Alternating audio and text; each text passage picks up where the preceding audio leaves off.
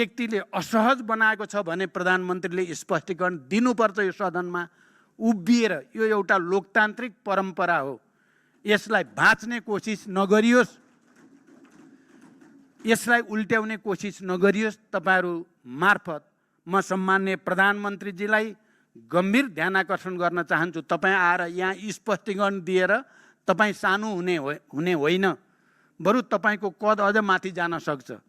तपाईले प्रतिपक्षहरुसँग संवाद गरेर तपाईको कद सानो हुने होइन, बरु बढेरै जान्छ।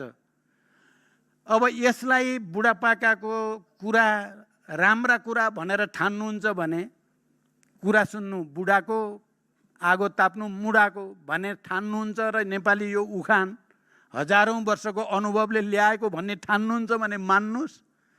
ठान्नुहुन्न भने त तपाईकै हातमा छ, कता लैजाने देशलाई यति बेला तपाईको हातमा छ। म आशा गर्छु तपाईले पक्कै पनि हामीले गम्भीर ढंगले र सकारात्मक ढंगले अझै पनि, मैले भने यो देश यति बेला राष्ट्रिय स्वतन्त्र पार्टीका काम कारबाही र क्रियाकलाप कता जान्छन्, यो असफल राष्ट्र बनाउने कि नबनाउने भन्ने बढी तपाईहरुको हातमा छ।